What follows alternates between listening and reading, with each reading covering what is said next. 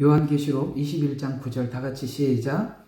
또 마지막 7 재앙을 가득 담은 7 호리병을 가진 천사가 가운데 하나가 와서 나와 대화하여 말하기를 이리 오라. 내가 너에게 신부인 어린 양의 아내를 보여주리라 하고. 아멘. 우리가 구원이 뭐냐라는 질문 앞에 누구나 하나님 앞에 진지하게 성경을 통해서 조명받으려고 애를 쓰고, 또 그 성경을 통해서 분명한 하나님의 그 답을 우리가 소유하는 것으로 사람들이 마음의 안심함을 얻으려고 하지요. 그 구원에 대한 말씀을 하시면서 사랑 안에서 끊을 수 없느니라라는 이런 사랑이라는 말이 언급이 되고, 여기 오늘 금방 읽었던 요한계시록 21장 9절을 보면 신부를 보여주리라 라는 것을 보면 분명히 이것은 마치 신랑과 신부가 사랑하고 그 사랑하는 자들이 만나서 함께 영원히 살아가는, 그야말로 우리 결혼하신 분들은 결혼하기 전에 만났던 신부를 생각하고 신랑을 생각해 보시면 이렇게 마음에 와 닿을 겁니다. 그렇죠? 그런 것처럼 신부라는 말로 끝을 내고 있다는 것을 보면 우리는 사람들이 이 구원을 자꾸 교리적인 접근으로 들어가서 이렇게 해야 구원을 받고 이렇게 하면 구원을 받지 않는다라는 이런 식으로 자꾸 나누고 있는데, 성경은 교리적으로 이해하는 것이 구원이 아니라 하나님과의 관계가 회복되는 것이 구원이다, 이렇게 설명을 하고 있기 때문에 우리가 일단은 이 구원에 대한 내용을 하나님 앞에 확고하게 우리가 가지려면 바로 이 부분, 금방 말씀드렸던 말씀처럼 구원이라는 것을 교리적으로 접근을 해서는 답을 얻을 수가 없고, 관계라는 관점에서 우리가 접근을 해야만이 구원이라는 말씀을 우리가 완전히 정립할 수가 있다라는 것이죠. 그런데 좀 안타깝게도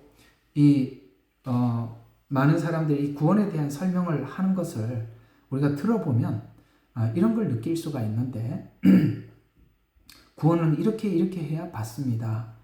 이렇게 이해를 하고 있는 사람은 구원을 받는 것입니다. 그러므로 이렇게 이해를 하면 구원에 확신이 있는 것이고, 이렇게 이해를 하고 있으면 구원에 확신이 없는 겁니다. 라는 이렇게 산술적인 표현으로 우리에게 구원을 설명을 해가고 있지만, 오늘 21장 9절에 보면 우리를 신부라고 말씀하시고 예수님은 신랑이라고 표현하는 것을 보면 분명히 어떤 조건이 갖추어져야 구원을 받는다가 아니라 관계가 회복되어야 구원을 받는다, 이렇게 성경은 설명을 하고 있기 때문에 일단은 그렇게 교리적인 방식으로 접근해서 구원을 설명하는 모든 내용들은 일단은 여러분들이 듣지 않고 접어두는 게 좋겠죠.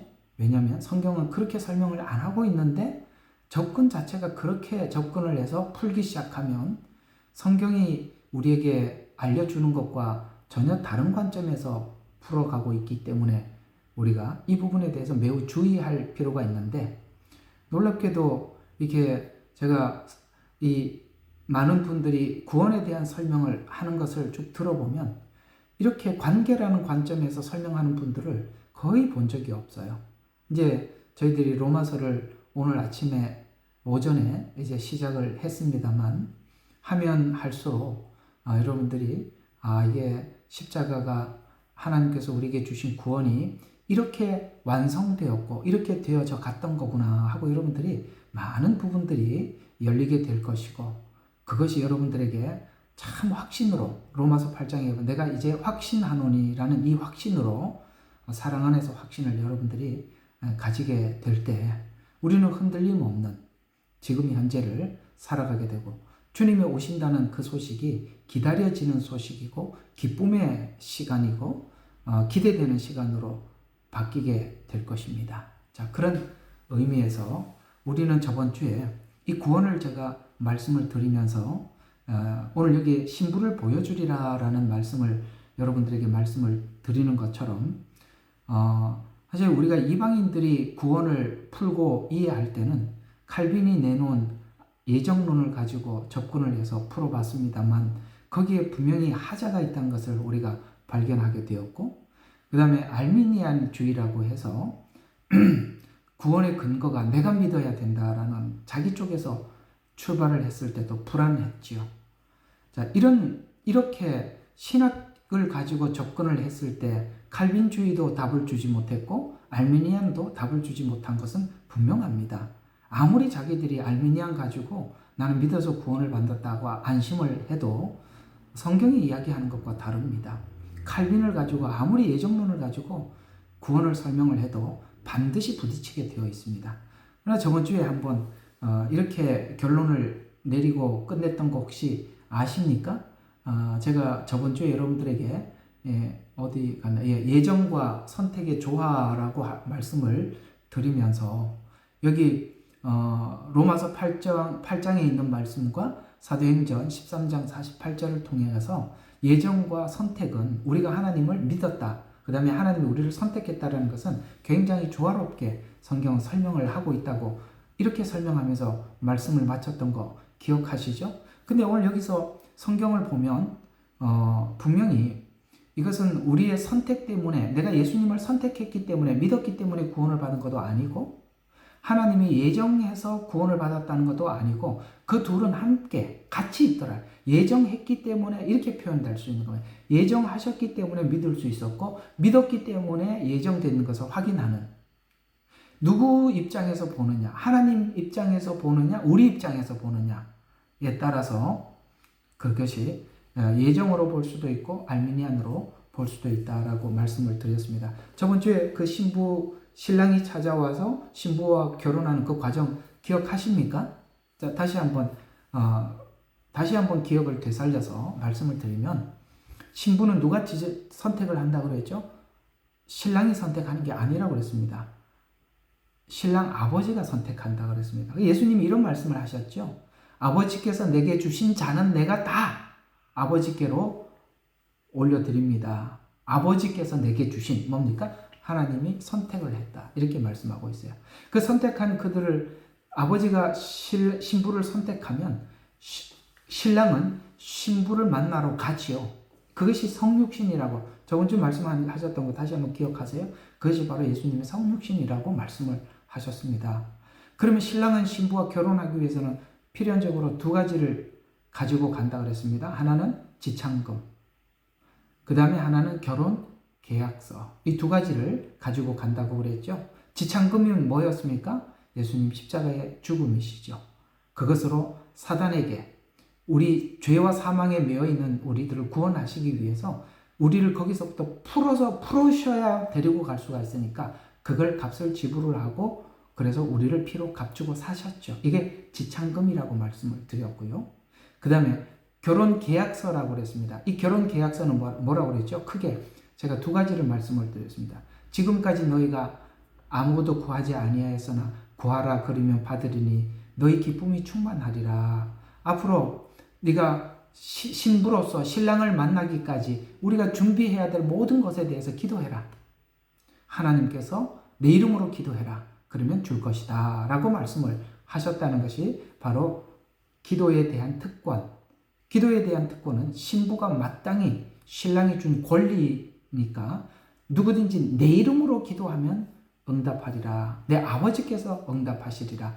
분명히 말씀하셨고, 또 하나는 그 계약서 안에는 내가 당신 신부와 결혼을 하면 내가 당신에게 가정에서 사회적으로 어떤 대우를 할 것인지 결혼 계약서에 기록한다 그랬죠.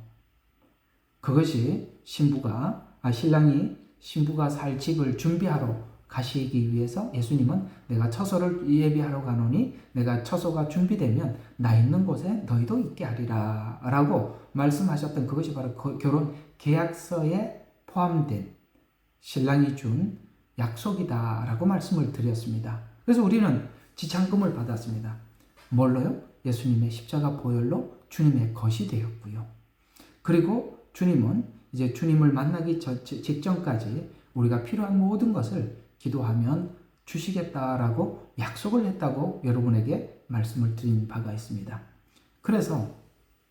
그리고 결혼 계약서를 그 다음에 앞에다 놓고 그 다음에 신랑이 포도주를 마시고 신부에게 한 잔 따라서 마지막으로 신부에게 포도주를 건네줬을 때 그 신부가 받으면 뭡니까? 약혼이 성립되는 거고 받지 않으면 성립되지 않는다고 했습니다. 그러면 앞에 있던 모든 일들은 하나님께서 우리를 얻기 위해서 성육신하시고 십자가에 죽으시고 그 다음에 결혼 계약서까지 보여주시고 여기까지는 하나님이 하셨던 일들이죠. 전부 다 하셨습니다. 우리가 할 일은 뭐냐? 하나님께서 우리에게 주신 그 구원의 은혜에 우리가 함께 손을 내밀면 약혼이 성립된다고 그랬습니다. 이것은 우리가 흔히 말하는 믿으면 이런 뜻이 되는 것입니다. 받아들이면 이렇게 되는 것입니다. 그래서 우리가 생각을 해보면 그 받아들인다는 것이 그저 교리적으로 받아들인 것이 아니라 그분을 신랑으로 받아들인 것이죠. 그러면 약혼한 신부는 신랑이 올 날만 당연히 기다리고 있겠죠. 당연히 기다리고 있겠죠. 그 부분에 대해서 우리가 오늘 생각을 해 보려고 하는 것입니다. 이런 부분들에 대해서는 남성들이 이해하고 있는 이 결혼에 대한 이 관계와 여성들이 설레이는 이 마음은 서로가 좀 다를 수 있겠지요.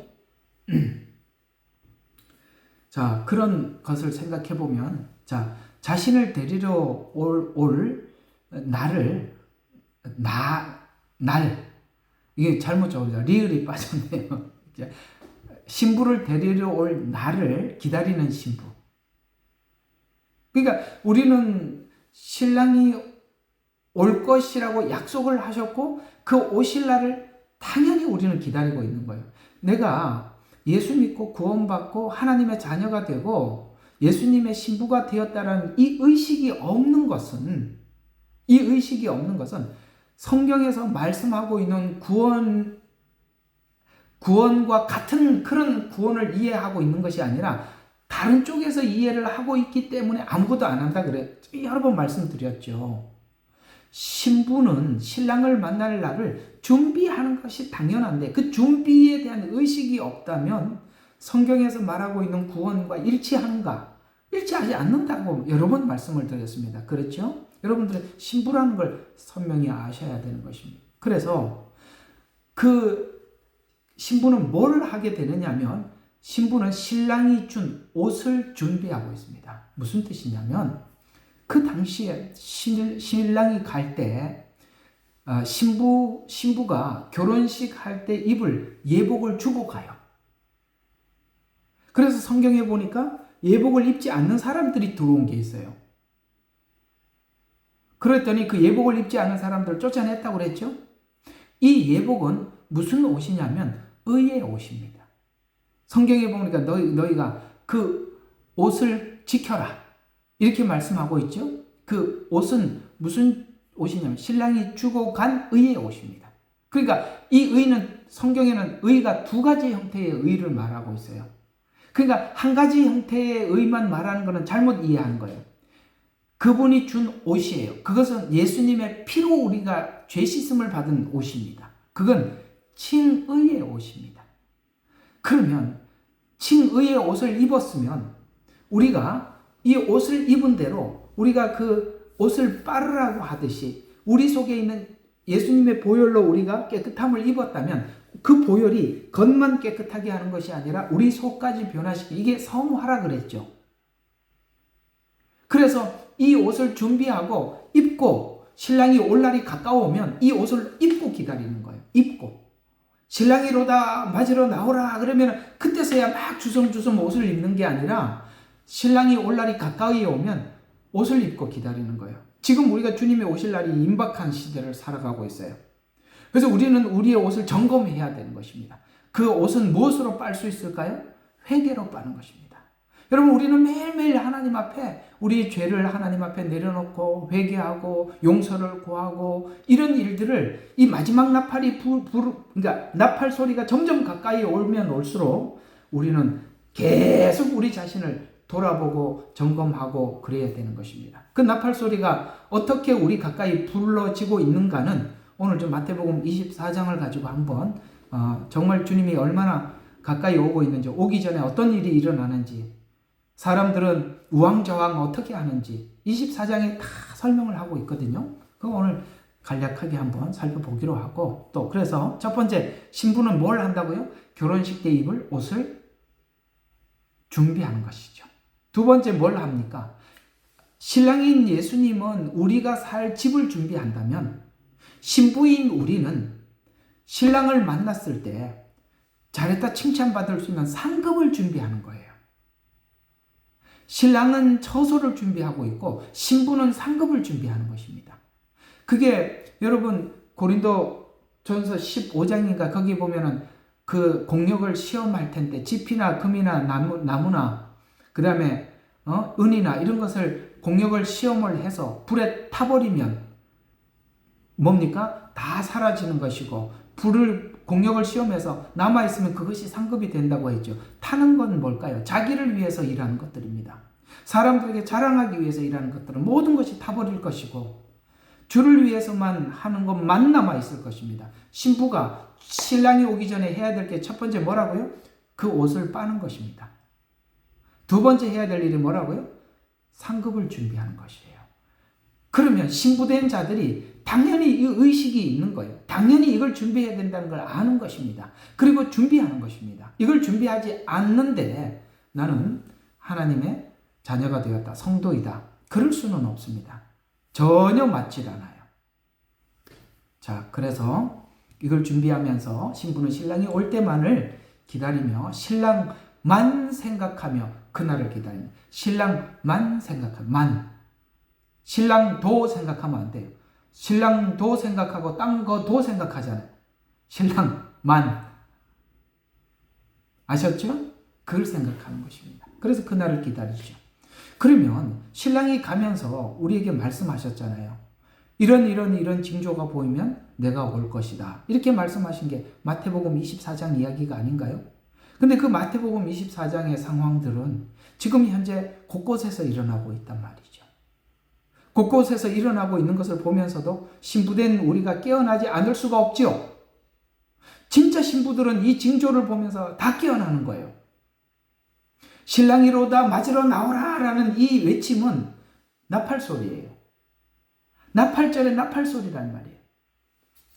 그래서 이 소리가 들리면 예복을 준비한다. 그 다음에 신부로서 분명한 고백, 그리고 나는 그분의 신부다라고 분명한 고백과 소속감이 있는 거예요. 여러분은 주님의 것이지요. 오늘 로마서에서 보니까 내가 사나 죽으나 누구 것이라고요? 주의 것이라는 말이에요. 소속감이 분명한 거예요.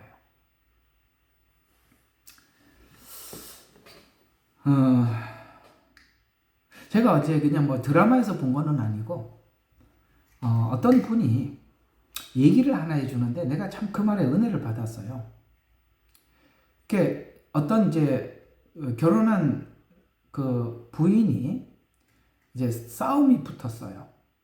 싸움이 붙었는데 그 싸움이 붙어갖고 막 싸우면서 하는 말이 네가 뭔데 나인데 그러느냐는 거야. 나는 누구가 내 신랑이라는 거야. 근데 이게 아무것도 아닌 이야기 같지만 나는 그분에서 뭘 배웠냐면, 저분은 소속감이 분명하구나.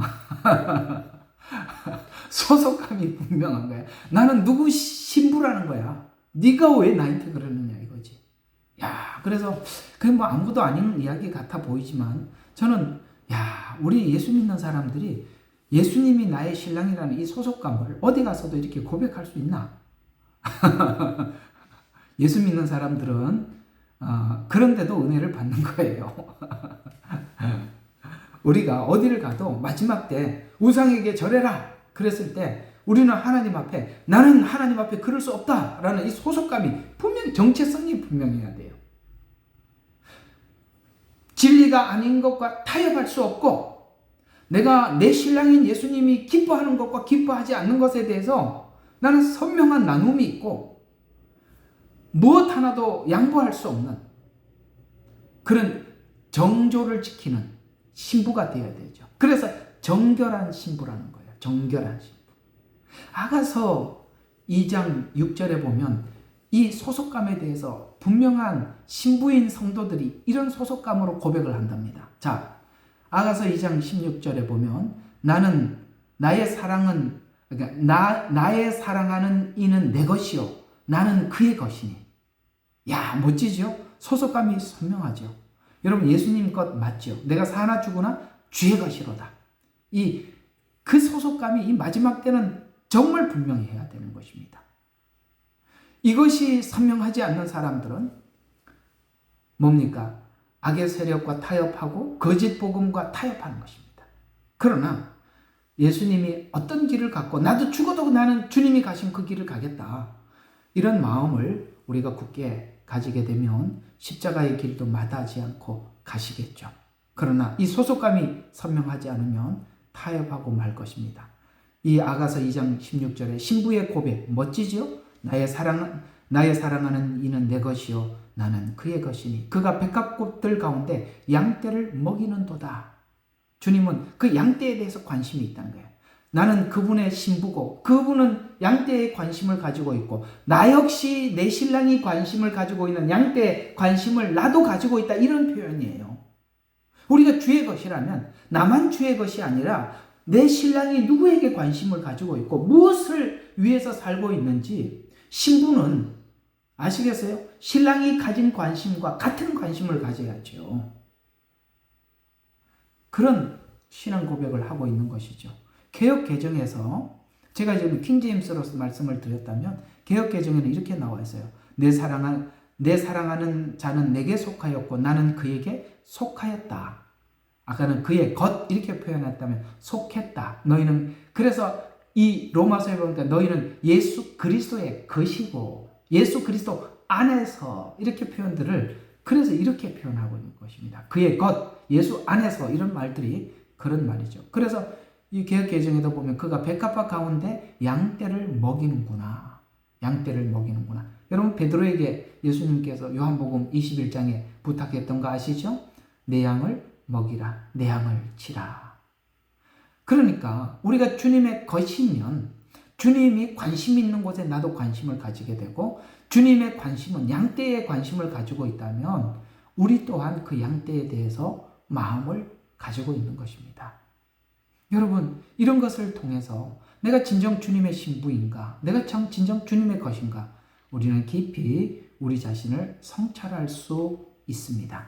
그래서 속하였다는 그의 것이다라는 이 정체성에 대한 분명한 것을 이해하는 것입니다. 이 말씀을 이제 앞에 그 저번 주에 말씀드렸던 그 결혼 문화와 오늘 이 말씀을 전체 정리해서 종합해 보면 이렇게 정리를 할 수가 있는데요. 초림은 정혼을 위해서 신부에게 줄 것을 다 주었고 충분히 약속을 했습니다. 여러분 우리가 재림의 약속, 그 모든 것은 초림 때 정혼하러 오신 신랑인 예수님께서 우리에게 했던 모든 일들이 우리 모든 믿음의 가장 중요한 근거가 되는 거예요. 여러분은 왜 예수님을 사랑하고 왜 예수님을 믿습니까? 성경은 그 부분에 대해서 우리에게 이렇게 소개를 해주고 있어요. 우리가 아직 죄인 되었을 때 우리를 위해서 십자가에 죽으심으로 우리의 죄를 대속하셨다. 이렇게 말씀하고 있습니다. 이건 무슨 뜻일까요? 우리는 죄인이라는 사실조차도 내가 이 죄에서 어떻게 하면 구원을 받을 수 있어? 내가 어떻게 하면 이 죄에서 벗어날 수가 있고 그렇게 할 수 있어라는 인지조차도 하지 못했을 때 그것을 그 죄인이라는 것조차도 인지하지 못했을 때 하나님은 모든 우리의 죄를 용서하시고 전부 우리 모든 죄를 다 해결하시고 우리에게 찾아오셔서 내가 너를 위해서 이렇게 하였노라고 고백하고 주님은 우리에게 사랑을 고백했을 때 정말 놀라지 않을 수가 없었죠. 우리 예수 믿고 가장 놀랐던 것이 무엇입니까? 아니 나 같은 죄인을 위해서 십자가에 죽으셔야만 했다고 그걸 다 하시고 오셔서 나에게 믿으라고 그저 마지막 우리에게 선택을 꺼내놓고 내가 너의 모든 죄를 이렇게 용서했노라고 그렇게 하셨던 그 주님 앞에서 우리는 하염없이 충격을 받았습니다. 이 충격이 한 번 스치고 지나간 충격이 아니라 정말 혼이 나갈 만큼 큰 충격을 받은 사람들이에요. 주님은 그렇게 우리를 구원하셨어요. 그래서 주님은 우리를 위해서 줄 걸 다 주었어요. 그리고 충분히 약속을 하셨어요. 히브리서 9장 28절에 보면 그리스도께서 많은 사람들의 죄를 담당하시려고 한 번 드려주셨고 두 번째, 이제 우리 재림을 기다리고 있는 우리들에게 두 번째 자기를 바라는 자들을 구원에 이르게 하려고 죄 없이 나타나시리라. 이렇게 말씀을 하셨습니다. 그렇습니다. 주님은 우리의 죄를 담당하셔서 완전히 우리 모든 죄를 용서해 주셨습니다. 그러나 자기를 바라는 주님이 다시 오실 나를 기다리고 있는 우리들에게 뭡니까? 우리를 구원에 이르게 하시려고 죄 없이 나타나시리라. 우리는 그날을 기다리고 있습니다. 그리고 한 번에 우리의 모든 죄를 다 용서했다는 것에 대해서 우리는 조금도 의심하지 않지요. 또 이 약속을 아까 히브리서 9장 28절에 있는 것처럼 주님께서 우리 죄를 대속하신 그 약속을 믿은 우리 신부들은 구별된 자로 살기 위해서 이렇게 고백하며 살아간대요. 고린도후서 12장 10절에 보니까 내가 그리스도를 위하여 라는 말이 나옵니다. 자, 여기 고린도후서 12장 10절에 보면 내가 그리스도를 위하여 무엇을 이렇게 했다라는 이런 말들이 쭉 나오는 거거든요. 고린도후서 12장 10절에 보면 자, 그러므로 내가 그리스도를 위하여 약한 것들과 모욕과 궁핍과 방해와 곤경을 기뻐하노니. 왜 이걸 할 수 있죠? 주님도 우리를 위하여 이 삶을 하였거든요. 주님도 우리를 구원하시기 위해서 모욕을 당하셨어요. 침을 뱉음을 당했고, 그 다음에 치면서 누가 때린지 말해봐라. 여러분, 이건 어린애들에게 장난치는 거 아닙니까? 맞지요? 뒤에서 뒤통수 누가 탁 치고 누가 때린지 맞춰봐. 이거는 완전히 사람을 비아냥하는 것이죠. 모욕을 주는 거죠. 주님은 그걸 견디셨죠. 모욕과 궁핍과 박해와 곤경을 기뻐하노니. 아멘. 그래서 내가 그리스도를 위하여 여러분들이 신부된 우리로서 우리를 피로 값주고 사시기 위해서 주님이 지불한 이 대가를 생각하면서 우리는 지금 주를 위해서 뭘 하고 있나라고 물어보는 거예요. 뭘 하고 있나.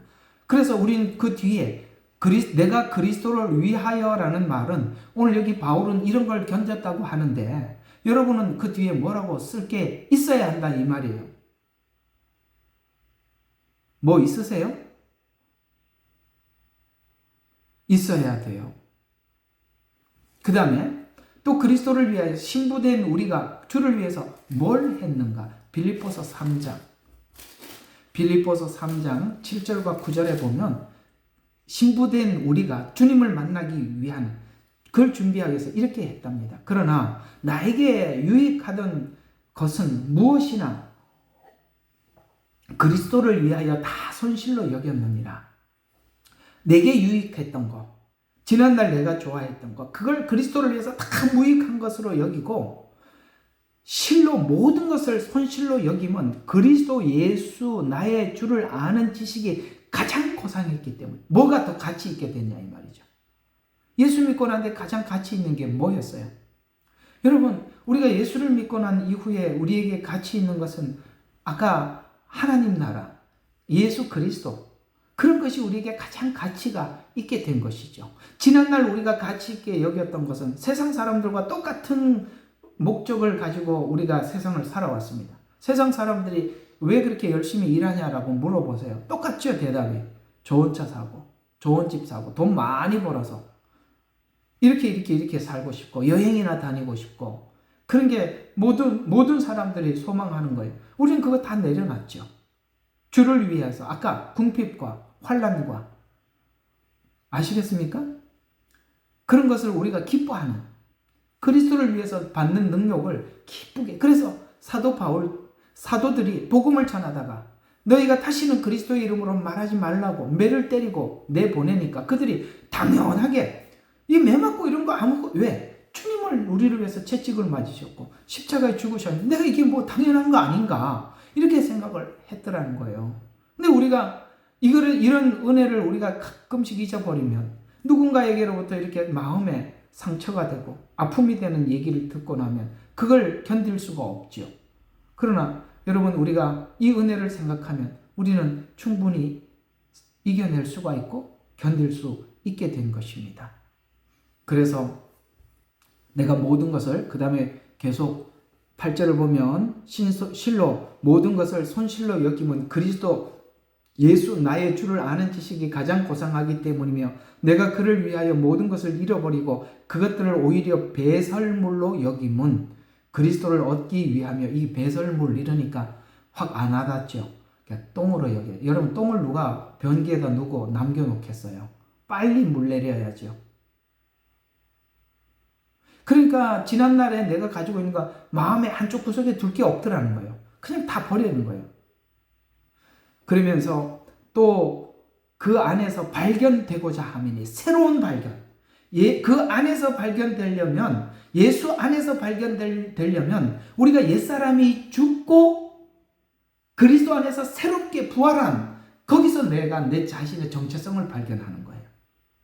그러니까 내가 예수 안에서 죽음이 없으면 내가 그리스도 안에서 발견되는 그 발견이, 정체성이 없어지는 거예요.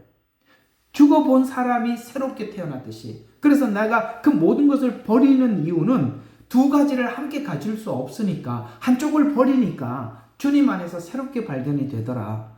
여러분, 이런 거 많지요. 여러분들 옛날에 좋아했던 거 버렸더니 주님 안에서 새로운 가치, 그걸 우리가 발견하게 되더라. 그 고백 아닙니까? 그래서 그 안에서 발견되고자 하면 나의 의는, 그러면 지금 바울이 뭘 버렸느냐? 사람마다 다른데 바울이 버린 게 뭐냐면 9절에 보니까 나의 의는 율법에서 나온 것이 아니요 그리스도를 믿음으로 말미암아 나온 것이니 곧 믿음에 의해서 하나님으로부터 온 의라. 그러면 지금 바울은 가장 소중하게 여겼던 게 뭐죠? 그는 바리새인 중에 바리새인이었고 율법에서는 흠이 없는 사람이었어요. 그죠? 그러니까 자기에게 지난날에는 가장 가치 있게 여겼던 게 뭐라고요? 율법으로 의롭게 되는 거예요. 하나님 앞에 흠없이 살고 분명하게 살아서 구원받는 것이었습니다. 아셨어요? 분명하게 살아서 구원받으려고 했던 것들을 다 버렸어요.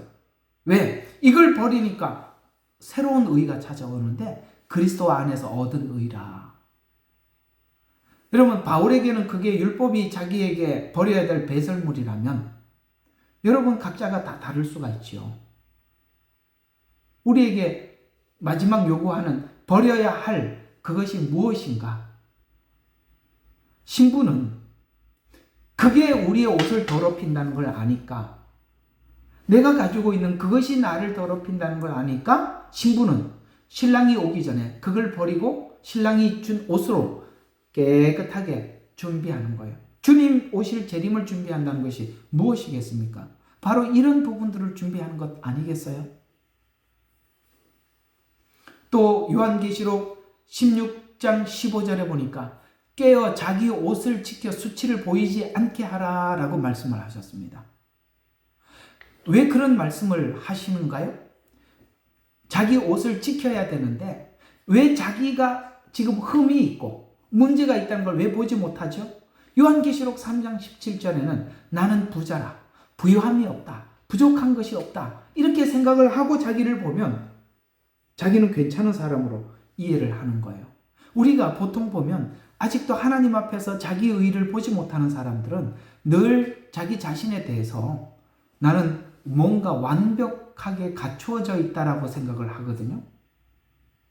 내가 뭔가 잘 갖추어져 있다고 생각을 하면 우리 속에 있는 더러움을 발견할 수가 없어요. 우리가 이런 게 있습니다. 예수님 가까이 가면 갈수록 그 빛은 강렬할 것이고 그 빛이 강렬한 만큼 강렬하면 할수록 내 속에 작은 이 때조차도 보이게 되겠죠. 근데 나는 부유하다, 넉넉하다, 부족함이 없다라는 것은 하나님의 말씀으로 강하게 조명을 받지 않고 저 멀리서 보면, 약간 컴컴한 데서 보면 모르는 거예요. 그래서 주님은 우리에게 주신 옷이 이런 색깔이 있는 옷을 준 게 아니라 흰 옷을 준 겁니다. 흰 옷은 뭐가 묻자마자 알지요. 흰옷에다가 빛까지 강렬하게 비치면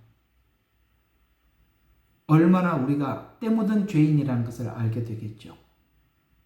신부는 그걸 보고 신랑이 오기 전에 그 더러운 옷을 빨고 주님 오셨을 때 상급을 받기 위해서 준비하는 것인데, 우리가 이 더러운 옷을 빠는 그 자체가 하나님 앞에 상급이라는 거예요. 됐죠? 그래서 마태복음 24장은 신랑이 오는 소리를 이야기해 주는 거야. 성큼 성큼 성큼 오는 소리를 이야기해 주는 거예요. 25장은 얘들아 주님이 가까이 오고 있다. 그러니 이렇게 준비해라. 라는 말이 마태복음 25장이죠. 예복을 준비하고 밤에 오시니까 등불과 기름을 점검해라. 이거 여러분들에게 여러 번 설교했으니까 굳이 오늘은 하지는 않겠습니다만, 기본적으로 여러분들이 여러 번 설교를 들어서 이해한다고 치고 25장은 열처녀 비유를 통해서, 열처녀 비유가 뭐라고 그랬죠? 구원, 다른 말로 칭의라고 말씀을 드렸고, 그 다음에 달란트 비유는 성화라고 말씀을 드립니다. 분명히 그 부분이에요. 아시겠어요? 열처녀 비유는 뭐라고요? 칭의. 예수 믿고 거듭나서 기름, 성령님이 계시냐라고 질문하는 것입니다. 그 다음에 거듭난 자들이 당연히 해야 될 일이 뭐라고요? 성화. 그것이 달란트 비유라고 말씀을 드렸죠. 그리고 세 번째는 마지막 때 이스라엘의 고난과 함께 하느냐, 양과 염소의 비유예요. 이방 민족들에게 하는 것입니다. 이건 여러 번 설명해서 지나가도록 하겠습니다. 그런데 25장은 이걸 준비해야 될 목록들을 설명을 했다면 24장을 오늘 좀 볼 필요가 있는데, 신랑이 오는 소리, 이런 일이 일어나면 내가 문 앞에 이른 줄 알라 라고 말씀하셨던 그 신랑인 예수님이 문 앞에 이르렀을 때 어떤 상황이 신랑이 우리 문 앞에 이르른 상황인가를, 자, 전부 다 성경을 마태복음 24장을 펴십시오. 모두 다 성경을 펴시기 바랍니다. 마태복음 24장 8절을 한번 보겠습니다. 오늘 굵게 좀 요약만 좀 해드릴게요. 자, 24장 4절과 5절 한번 봅시다. 다 같이 한번 4절 5절 시작. 예수께서 그들에게 대답하여 말씀하시기를 아무도 너희를 미혹하지 않도록 주의하라. 자, 미혹. 자, 5절. 많은 사람들이 내 이름으로 와서 내가 그리스도라고 말하며 많은 사람들을 미혹하리라. 자, 4절 5절 전부 다 미혹입니다. 자, 요한계시록 6장에 가보면 인재앙이 나오죠. 1, 2, 3, 4 재앙은 전부 다 말로 표현을 하고 있는데, 그 첫 번째 말이 뭐죠?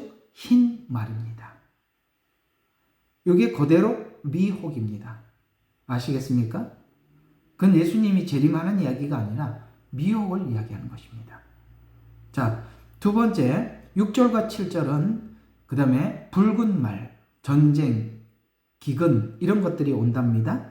똑같죠. 마태복음, 그러니까 요한계시록 6장에 있는 말 구조와 똑같습니다. 6절 7절 다 같이 시작. 또 너희는 전쟁과 전쟁의 소문을 들을 것이라. 그러나 걱정하지 말라. 이는 이 모든 일이 반드시 일어나겠지만, 반드시 일어난답니다. 전쟁이 아직은 끝은 아니랍니다. 이 끝이라는 말은 무슨 말이냐면 7년이 시작되는 건 아니다 이 말이에요.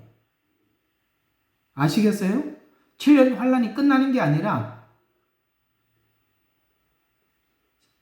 그래서 이거는 마태복음 6장으로 보면은 6절과 7절은 붉은 말, 검은 말인데요. 전쟁. 그래서 7절 민족이 민족을 대적하겠고 라는 말은 같은 민족끼리 일어나는 전쟁, 우크라이나, 러시아는 같은 민족들이죠.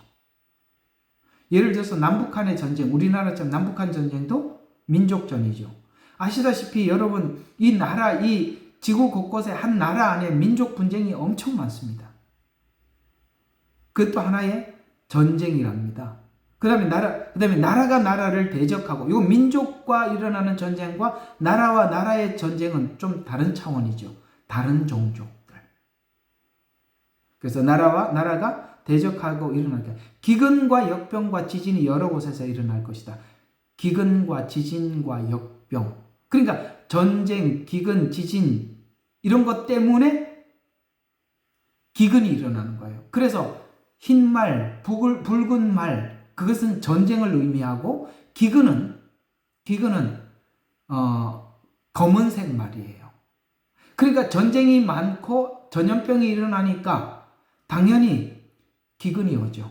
저는 이제 세 번째 말 단계로 진입하는 시간이 다가왔다고 생각합니다. 곧 기근이 엄청 닥칠 거예요. 청황색 말은 뭘까요? 흰색, 붉은색, 검은 색깔이 함께 섞어놓은 색깔이라고 말씀을 드렸죠. 미혹도 충만할 거고 전쟁도 이곳저곳에서 기근도 이곳저곳에서 온 우주가 너무너무 시끄러울 것입니다. 그때 누가 나타납니까? 이 문제를 해결해 줄 적그리스도가 등장하게 될 것입니다. 그게 이제 7년으로 진입하는 것입니다. 적그리스도가 나타나서 3년 반은 평화의 시기를 맞이하게 평화의 약점을 알게 될 겁니다. 그러나 이 전 3년 반도 나팔 재앙으로 만만치 않아요. 엄청난 거예요. 자, 이런 이야기들은 워낙 요한계시록에서 여러분들과 많이 나누어서 오늘은 조금 개론만, 이 마태복음 24장은 요한계시록 전체 개론이에요. 개론. 목차를 이야기하는 겁니다. 그래서 이 전 3년 반이 이제 시작이 되면 어떤 일이 일어나는가? 8절입니다. 전 3년 반에 이제 들어가 버렸어요. 이것은 이제 7절까지가 네 번째 인까지인데 이제 8절은 다섯 번째 인, 곧 나팔재앙의 시작입니다. 그러면서 이렇게 말씀하십니다. 8절. 자, 이 모든 것이 고통의 시작이라. 그때에 사람들이 너희를 고난받도록 넘겨주고. 그럼 이 말을 듣고 있는 너희는 누구죠? 제자들이잖아요. 근데 우리가 그리스도인들이 함께 이 고난에 참여하는 것은 양과 염소의 비유로 우리는 그 끝들과 접붙였기 때문에 그 고통을 함께 나누는 겁니다. 아시겠어요? 그들이 옥에 갇혔을 때 돌아보고 하나기 때문에 그러는 거예요. 이게 대체 신앙. 자, 그래서 고난받도록 넘겨주고 죽이기리라. 또 너희는 내 이름을 위하여 모든 민족에게 미움을 받는데 이 모든 민족에게 이스라엘을 모든 민족 중에 이스라엘을 미움을 주는 민족이 있는가 하면 양과 염소의 비유처럼 그들이 고난을 받을 때 함께하는 사람들이 있다 이거예요. 그래서 양과 염소의 비유는 여기 모든 민족이라고 말하는 것처럼 그 모든 민족을 불러 세워놓고 심판을 하는 겁니다. 우리가 복음을 정상적으로 이해를 하고 있으면 반유대주의가 될 수가 없고 알리야를 거부할 수가 없어요. 이럴 수가 없다니까요. 예, 이럴 수가 없는 거예요. 계속 보시죠. 13절과 14절을 한번 계속 이어서 보겠습니다. 오늘은 좀 중요한 부분만 짚고 넘어가겠습니다. 13절. 그러나 그러나 끝까지 견디는 자는 구원을 받으리라. 이 왕국복음이 왜 이 왕국복음이라고 하죠? 이거 끝나면 천년왕국에 들어갈 거니까 그래요. 그래서 왕국복음이 모든 민족에게 증거되기 위하여 온 세상에 전파되리니 그 후에 끝이 오리라. 여러분, 온 세상에 언제 전파될 것 같아요? 이게 지금 이제 이 예언서를 정확하게 관통을 못하면 이 왕국복음을 온 세상에 전파하기 위해서 큰 세상에다 이제 선교사를 파송하고 그러시는데 왕국복음이 모든 사람에게 전파되는 거는 여러분 7년 환란이 되면 이 왕국복음이 온 세상에 전파됩니다. 근데 끝까지 견디는 자는 구원을 얻으리라고 말씀하신 이 말씀을 그대로 어디로 가지고 가냐면 다니엘서로 가지고 가야 풀어져요. 이 말씀이. 여러분, 이스라엘 백성들이 포로로 잡혀갔어요. 정말 그들은 엄청난 고통을 받고 견뎌야 했어요. 견뎌야 하는 이 상황에 다니엘과 다니엘 세 친구가 불 속에 들어갔죠. 불 속에 들어가는 바람에 예수님이 그들과 함께 했고, 그걸 본 느부갓네살 왕은 하나님을 인정하게 되죠. 그래서 온 세상에 전파되는 겁니다. 마지막 7년에 모든 민족에게 누구도 거부할 수 없도록 모두에게 하나님 곧 예수 그리스도께서 어떤 분인지, 하나님이 어떤 분인지 온 세상에 전파되는 것입니다. 그런데 이걸 전파하기 위해서 오늘 9절에 보니까 너희를 고난받도록 넘겨주고 죽이리라. 죽이기 위해서 다니엘 세 친구가 어떻게 했습니까? 불 속에 던져졌단 말이에요. 그래서 던져졌더니 살았어요, 죽었어요? 살았습니다. 그것으로 신앙을 지킴으로써 이방인들에게, 믿지 않는 사람들에게 하나님 되심을 증거했지요. 여기 지금 예수님께서 이 7년이 환난이라고 표현하는 것이 아니라 너희들이 거기 가서 믿음을 지켜라. 믿음을 지킬 때 모든 민족에게 복음이 전파된다. 이렇게 얘기를 해주고 계시는 겁니다. 아시겠습니까? 이걸 교회로 가지고 와서 풀면 이상하게 풀리는 거고, 지금 대화 자체가 누구예요? 지금 제자들과 대화를 하고 있잖아요. 그 제자들은 이방인이 아무도 없죠. 왜 이렇게 성경이 원래 말하는 이 원칙을 무시하고 풀면 안 돼요? 그래서 14절에 이 왕국복음이 모든 민족에 증거하되 그런 후에야 끝이 오리라 라고 말씀하시면서, 그 끝이 뭐냐면 후 3년 반. 지금은 여기는 증거의 시간이에요. 증거하는 시간. 복음이 땅끝까지 전파하는 증거의 시간이에요. 그러니까 이 증거의 시간은 뭐죠? 전 3년 반에 두 증인을 통해서 증거하는 시간이라고 말씀을 드렸죠. 근데 후 3년 반이 15절부터 이렇게 나오고 있어요. 15절 보세요. 그러므로 너희가 선지자 다니엘을 통하여 말씀하신 멸망할 가증한 것이 거룩한 곳에 선 것을 보리니 읽는 자는 깨달으라. 그때에 유대에 있는 자들은 산들로 도망가라. 앞에하고 다르지요. 앞에는 증거하고 그렇게 했는데 후 3년 반에 들어가서는 무슨 일이 일어납니까? 이제 우상이 섭니다.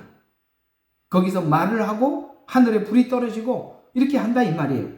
그때 유대에 있는 자들은 산들로 도망가라. 지붕 위에 있는 사람들은 집에 있는 물건을 가지러 내려가지 마라. 왜 이런 말을 할까요? 전 3년 반과 후 3년 반 중간에 무슨 일이 있어요? 유브라데 전쟁. 유브라데 전쟁이 있잖아요. 그런데 이 전쟁이 얼마나 극박하냐 이 말이에요. 그래서 뭐예요? 지붕에 있는 사람들 물건을 가지러 가지 말고 들에 있는 사람 자기 옷을 가지러 돌이키지 말라. 그날에는 아이 뵌 자들과 젖먹이는 자들이 화가 있으리라. 유브라데 전쟁을 이야기하고 있는 거예요. 예루살렘을 둘러싸서 전쟁하러 엄청나게 많은 사람들이 모이죠. 그러나 너희는 피난하는 일이 정확히 이해가 가죠. 왜 피난이라는 표현을 하는지. 그래서 겨울이나 안식일이 일어나지 않도록 기도해라. 왜냐? 이들은 아직도 안식일을 지키니까. 이는 대환란이 있으리니 그와 같은 것은 세상이 시작된 이후로 없을 것이며 또 결코 없을 것이라. 유브라데 전쟁을 시작으로 해서 후 3년 반에 엄청난 환란이 있다는 거예요. 여기서 말하는 이 대환란은 7년 전체를 표현하는 게 아니라 예수님이 후 3년 반을 이 환란 중에서 큰 환란이기 때문에 대적재앙을 대환란이라고 표현한 것입니다. 이게 얼마나 강력한지 후 3년 반에 있는 이 환란이 만일 그 날들을 단축하지 아니하면 어떤 육체도 구원받지 못하리라. 그러나 택함을 받은 사람을 위하여 그 날을 단축할 거라고 말씀하셨어요. 그러니까 막 불안하니까 사람들이 그때서야 누구를 찾기 시작할까요? 그리스도를 막 찾겠죠. 우리를 구원해 주실 약속하신 그리스도를 찾아주세요. 만나주세요. 보게 해주세요. 우리를 구원해 주세요. 막 그렇게 외칠 거란 말이에요. 그때 예수님이 또 경고하시는 거예요. 답답하니까 그리스도를 찾지요. 그래서 23절 보니까 그때에 만일 누가 너희에게 말하기를 너희들이 다급하니까 야 그리스도가 여기 있다. 저 사람이 우리를 구원해 줄 거야. 저 사람이 나를 구원해 줄 거야 라고 말을 할 거라는 거예요. 그래서 그리스도가 여기 있다 저기 있다 라고 하여도 믿지 마라. 거짓 그리스도와 거짓 선지자들이 일어나서 그때는 큰 표적과, 왜? 그 시간은 누구 시간이에요? 사단에게 준 시간들이에요. 그래서 큰 표적과 이적을 보여주며 할 수만 있다면 그 택한 사람들도 미혹하리라. 보라, 내가 미리 말하여도, 내가 이걸 미리 말했으니까 알아라. 요한계시록에서는 그 작은 책을 먹어라. 내가 너에게 미리 말하였으니까 알고 있어라 라고 말하면서, 보라, 내가 미리 너에게 말하였네. 그러므로 이들이 너에게 말하기를, 보라, 그가 광야에 있다? 나가지 마라. 골방에 있다? 믿지 마라. 아시겠어요? 왜요? 주님은 골방에 오는 것도 아니고 광야에 와 계시는 것도 아니고 어떻게 오신대? 이제 오시는 이야기를 27절에서 쭉 설명하니까, 이렇게 오니까 이렇게 골방에서 내가 그리스도라고 이야기하는 사람, 저 광야에서 내가 그리스도라고 말하는 사람 가지 마라. 분명히 마지막 때 주님은 이렇게 온다고요. 27절, 마치 번개가 동편에서 치며 서편에 이러면 우리 신랑이 오는 이야기를 해주고 있는 거예요. 우리 신랑이 이렇게 오신대요. 그래서 서편에까지 비치는 것까지 인자에 오는 것도 그러하리라. 언제든지 시체가 모이는 것에 독수리가 함께, 이게 어디 나오는 거죠? 여러분, 이거 구약의 예언이거든요. 이 예언을 언제 했냐면 아마겟돈 전쟁을 할 때 이렇게 표현해서 똑같이, 이 아마겟돈 전쟁에 얼마나 많은 사람들이 죽었는지 그 피가 말굴레까지 올랐고, 독수리 하늘에 날아다니는 새를 보고 잔치에 참여하라 그랬다고. 이거 아마겟돈 전쟁이거든요. 지금 여기 있는 전쟁이 두 번 나와요. 24장에도. 앞에는 무슨 전쟁? 유브라데 전쟁. 지금 이 전쟁은 아마겟돈 전쟁. 지금 후삼년반으로 넘어와 있단 말이에요. 그래서 인자에 오는 것도 그러하리라. 누구든지 시체가 모이는 곳은 독수리들이 함께 모이라. 요거 구약에 그대로 표현한 것입니다. 자, 그러면서 29절, 그 날들의 환난 후에 즉시 해가 어두워지고 달이 빛을 내지 않고 별들이 하늘에서 떨어지고 하늘의 권능들이 흔들리고, 이게 전부 다 무슨 이야기냐면 한 절에 압축을 시켜놨지만 대접재앙 전체를 압축시켜 놓은 겁니다. 별에도 달에도 하늘에도. 아시겠습니까? 압축을 시켜 놓은 거란 말이에요. 지금 예수님은 마지막에는 아마겟돈 전쟁으로 끝을 나겠지만은 그 전에 별, 달, 하늘 이런 권능들이 흔들릴 것이다. 후 3년반에 있을 대접재앙을 압축해서 설명을 하면서 그 후에 반드시 이 일이 지나간 후에 무슨 일이 있어요? 하늘에 있는 인자의 표적들이 나타나리니 땅의 모든 지파들이 통곡할 것이요. 후 3년 반에 제가 그랬죠. 후 3년 반은 구원받는 주체가 대부분이 유대인일 거라고 말씀을 드렸죠. 여기 이렇게 지파가 통곡할 것이라. 요게 스가랴서 12장이에요. 스가랴서 12장 좀 이따 볼 거예요. 여기 다 보고. 자, 그 후에 인자의 표적들이 나타날 것이니 땅의 모든 지파들이 통곡할 것이며, 지파라고 그랬습니다. 아시겠어요? 그게 이스라엘을 이야기하는 겁니다. 또 그들은 인자가 권세와 큰 영광으로 구름을 타고 오는 것을 보리라. 아멘. 끝나고 아마겟돈 전쟁 끝나고 주님 재림하시잖아요. 또 주께서 큰 나팔 소리와 함께 천사들을 보내리니 그들이 하늘 이편 저편 사방에서 그들을 택하신 사람들을 모을 것이다. 후 3년반들의 구원받을 사람들이 이렇게 올라가는 거예요. 믿음을 지키고 거기서 우상에게 절하지 않고 표를 받지 않고 후 3년반에 이 엄청난 시간을 지낸 사람들, 그들이 올라가는 것입니다. 저는 여기 마태복음 24장을 쭉 보면은 이렇게 구조가 되어 있어요.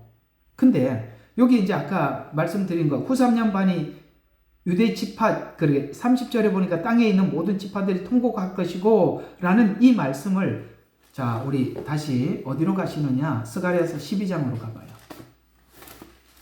이 말씀을 스가랴서 12장에 이렇게 많이 풀어놨어요. 특히 이 부분을 많이 표현해놨어요. 스가랴서는 다른 건 몰라도 이 다른 성경에는 나와 있지 않을 만큼 스가랴서만큼은 이걸 엄청나게 많이 설명을 해놨거든요. 오늘 이렇게 스가랴서가 빨리 안 찾아지네. 나 여기 급하니까 이게 잘 안 찾아지네.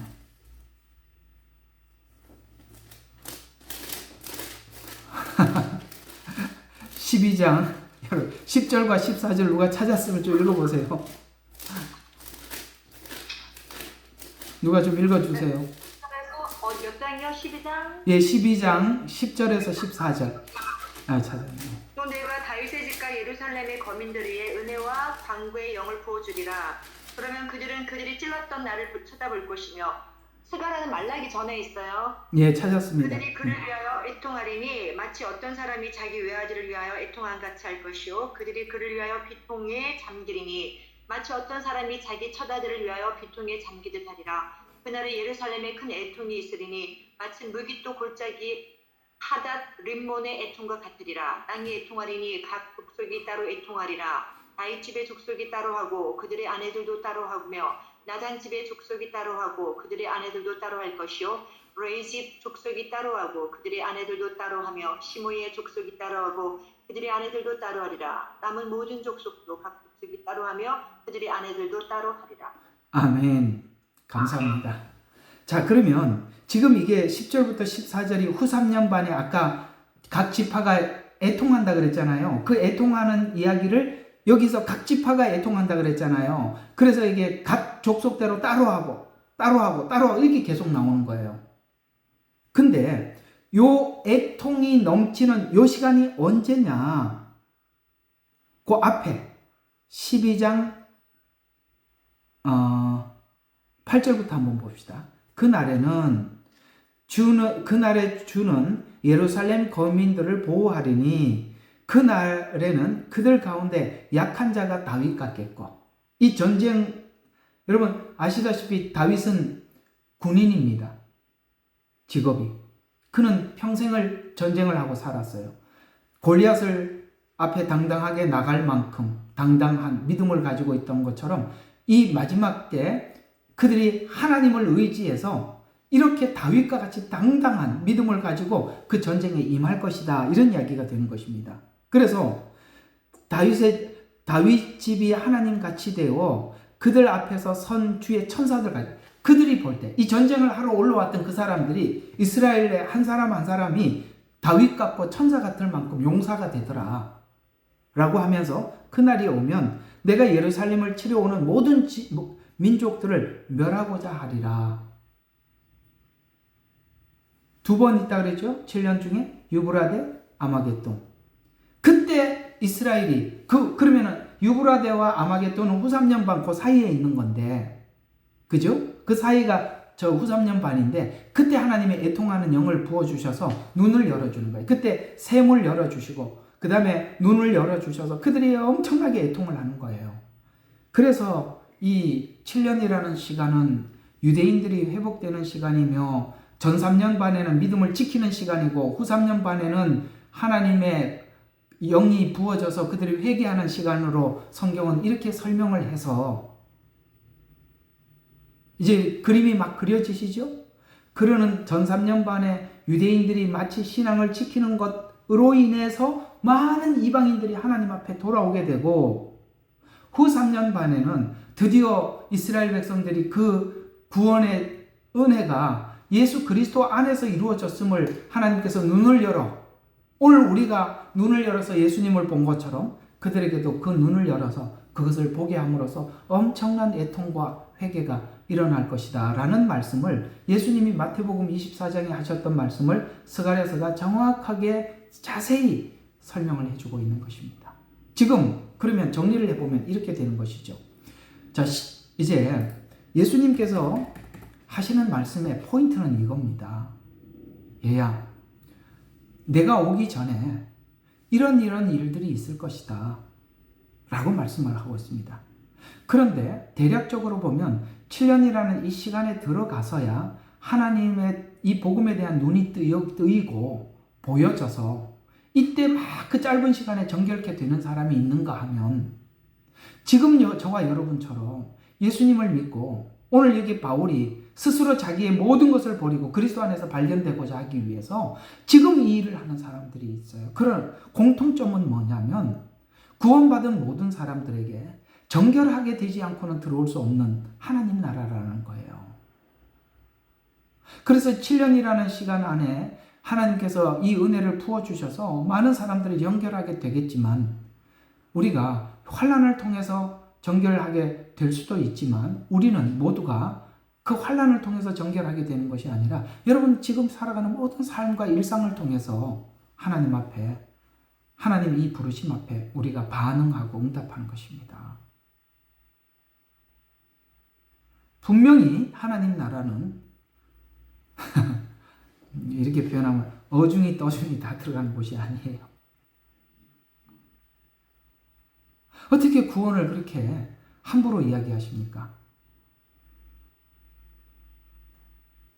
어디 음녀 같은 창녀 같은 사람과 어떻게 주님과 함께 사실 수가 있겠어요?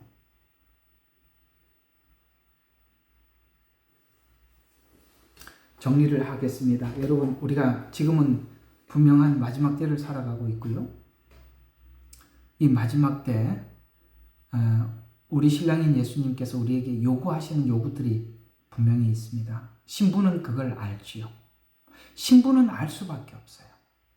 그리고 신랑이 오기 전에 일어날 수많은 일들을, 징조를 우리에게 자세히 설명하시면서 준비하라, 준비하라, 준비하라. 그래서 열처녀 비유를 보면은 마지막 때가 다 되면 분명히 신랑이 곧 오십니다, 오십니다라고 외치는 종들이 있어요. 마태복음 24장 후반부로 가보면 때를 따라 양식을 나눠주는 종이 있단 말이에요. 그 때를 보고 때에 맞춰서 신부들에게 준비케 하라고 외치는 종이 따로 있단 말이에요. 그래서 그에게 하나님께서는 모든 것을 마지막 때를 다 맡기고 그 외치라고 말씀하시는 거예요. 저는 이 마지막 때 앞으로 교회에 대해서 이렇게 예측할 수 있어요. 성경대로 표현하자면 앞으로 이 마지막 때는 순수하고 진실한 복음만 전하는 교회만 살아남고 나머지는 정말 다 사라져 갈 겁니다. 보세요. 왜? 이 모든 것을 그 종에게 맡기신다고 주님은 말씀하셨어요. 마지막 때 복음을, 그 마지막 때를 알고 마지막 때를 외치고 신부된 자들에게, 성도들에게 그걸 준비시키는 종에게 모두 맡기신다고 마태복음 24장의 모든 이야기를 끝마무리에 딱 우리에게 말씀하셨어요. 그래서 앞으로 우리가 교회가 문 닫아서 안타깝다, 안타깝다 그러는데 아마 하나님께서 이렇게 말도 안 되는 엉터리 같은 복음을 전하는 교회는 하나님 다 닫으시게 하실 겁니다. 저는 최근에 유튜브를 하나 보고 기가 막혀서, 이게 지금 교회가 복음을 전하기 위해서 세운 단체지 무슨 윤석열 대통령, 내가 뭐 윤석열 대통령 이런 얘기가 하는 게 아니라 윤석열 대통령 퇴진운동 1100명의 목사들이 가서 이러고 앉아 있어요. 이게 지금 복음하고 무슨 상관이 있어요? 에? 이게 무슨 교회예요, 이게? 기가 막히지 않아요? 이상하지 않아요?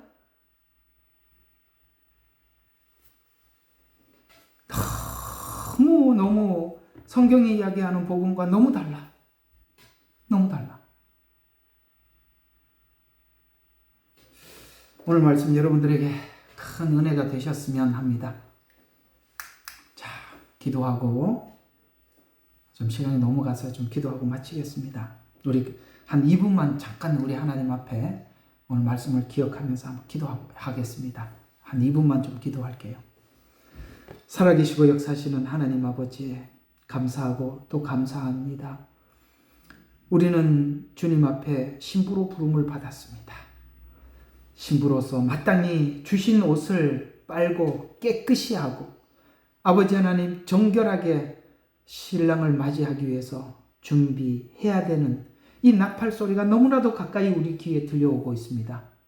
곳곳에 일어나고 있는 미혹, 전쟁, 기근, 전염병, 하나님 이런 모든 소식들은 주님이 문 앞에 이른 줄 알라고 말씀하신 대로 우리 앞에 주님이 임박하게 우리 앞에서 기다리고 있는 소식인데, 하나님 우리가 정말 복음을 알고 있고 성경을 본다면 이 상황에 대해서 누가 입을 다물고 있겠습니까? 외칠 수밖에 없고 긴장감이 감도는 이 시간인데 침묵하는 저들을 하나님 불쌍히 여겨주시고 하나님 저들을 눈을 열어 주시옵소서. 이스라엘에게 아버지 하나님 그 샘문을 열어주신 것처럼 하나님 그 샘을 열어주셔서 회개케 하여 주시고 아버지 하나님 우리 주 예수 그리스도를 눈으로 볼 수 있도록 하나님 저들에게 눈을 열어 주시옵기만을 간절히 빌고도 원합니다.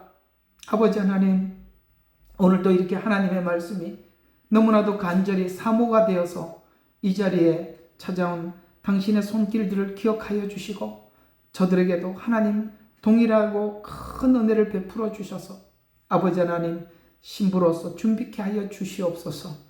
하나님 우리가 아버지 하나님 우리가 하나님 앞에 회개해야 할 것이 무엇인지 날마다 돌아볼 수 있도록 하나님 도와주시옵소서. 이 경고의 소리를 듣고도 우리가 막연한 딴 생각하지 않게 도와주시고 아버지 하나님 준비할 수 있는 저희들이 되도록 역사하여 주시옵소서. 오늘 말씀을 들은 저들에게도 깨닫는 은혜를 함께 허락하여 주시옵소서. 감사드리옵고 예수님 이름으로 감사하며 기도드렸습니다. 아멘.